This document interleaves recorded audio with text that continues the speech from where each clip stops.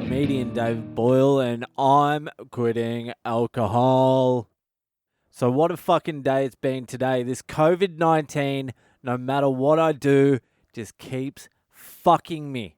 Not just COVID-19, Daniel Andrews, the fucking garbage gang looking fucking premier of Victoria. How fucking good were garbage gangs, by the way?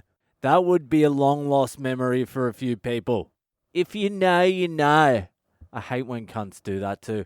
If you know, you know, and it's something lame as fuck too. If you know, you fucking idiot. That's a skillful way to burn people as well. That's how I do it. You just repeat what they say, but in a louder, more obnoxious tone. If you know, you fucking idiot. And add fucking idiot on the end of it. That helps. Anyway, so what a fucking day it has been. All the plans went out the window today. So COVID-19 has infiltrated fucking Sydney now. So Sydney's turning into a fucking red zone or whatever the fuck they are. I'm barely paying attention to this shit. All I know is the borders back to Victoria are fucking closing at midnight tomorrow night, and I won't be back in Victoria. So here's how it played out today. We get to Coffs Harbour, which is about 5 or 6 hours out of Sydney. We get here, and the cunts make an announcement saying all Victorian residents need to be back across the border into Victoria by midnight tomorrow night. Otherwise, they have to go into 14-day hotel lockdown. Hotel lockdown. And you have to pay for it yourself. So I would be spending 14 days in a hotel room with a fucking 2.5-month baby and a 4.5-year-old kid and my fucking wife.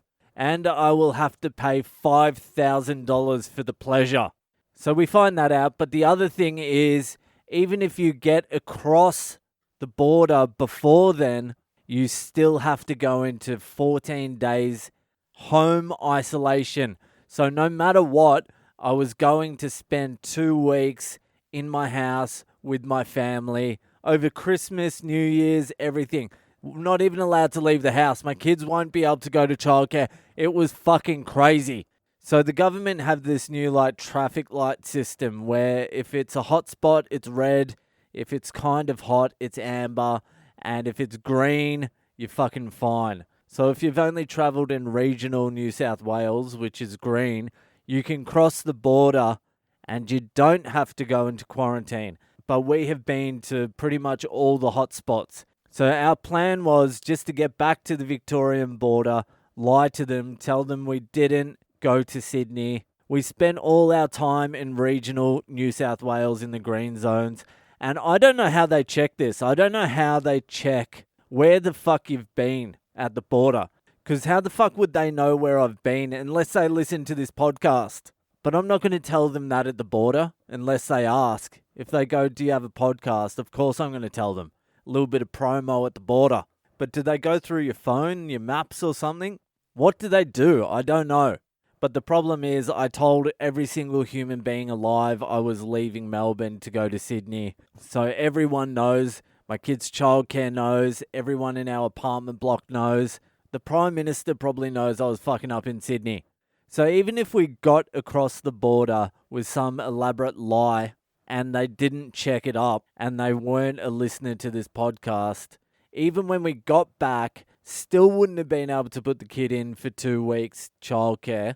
Childcare is the most important thing in the world to parents. If you don't have a kid, you don't understand that. But I don't care what they do at childcare. I don't care if they brainwash them. I don't care if they don't teach them anything. My kid came back the other day and said his teacher at school yelled at him. I'm like, good. You were probably being a little cunt. That's old school fucking parenting for you, where the parent takes the teacher's side no matter what. And then I found out what he got yelled at for is because he was playing with some toys and she asked him to pack them up. And then he goes, I don't like packing up, it's boring. And I'm like, I'm glad she yelled at you and I'm going to give her permission to hit you. I'll sign papers so she can legally hit you. Like I am allowed to legally hit you. Now, where the fuck was I? Childcare. We weren't going to be able to chuck my kid in childcare. So yeah, I felt the lie was going to fall apart at some point. maybe we would have been able to bullshit our way across the border. But then I felt like it was gonna fall apart at some point. So we had got to Coffs Harbour. I saw my brother who's in rehab. That's a whole nother story.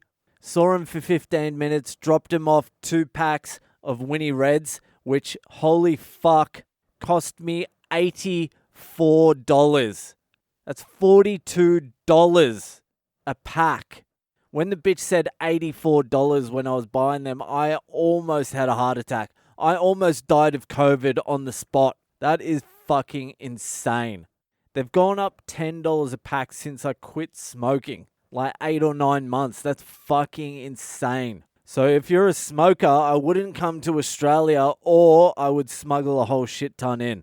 So anyway, I saw my brother, and then we decided to gun it all the way back to Victoria, which was going to be around about a 10-hour fucking foot to the floor drive. And so we started gunning it back. And then about 45 minutes into the drive back, we're like, fuck. When we get to the border, it's going to be like an 8-hour wait. There's going to be fucking millions of people trying to get across. What are our options if we just fucking stay and continue the holiday? Stay in Coffs for a couple of nights, go back and see my mum for a couple of nights, head over to Bathurst, and then who the fuck knows? So we're like, fuck it, let's just stay. Let's be refugees in New South Wales for a little while. So now the situation is, I'm in New South Wales until the Victoria fucking borders open again, and I don't have to do hotel quarantine or at home quarantine. So God knows how long that's going to be. That could be fucking 2 months for all I know. So we're in New South Wales for another 2 fucking months probably.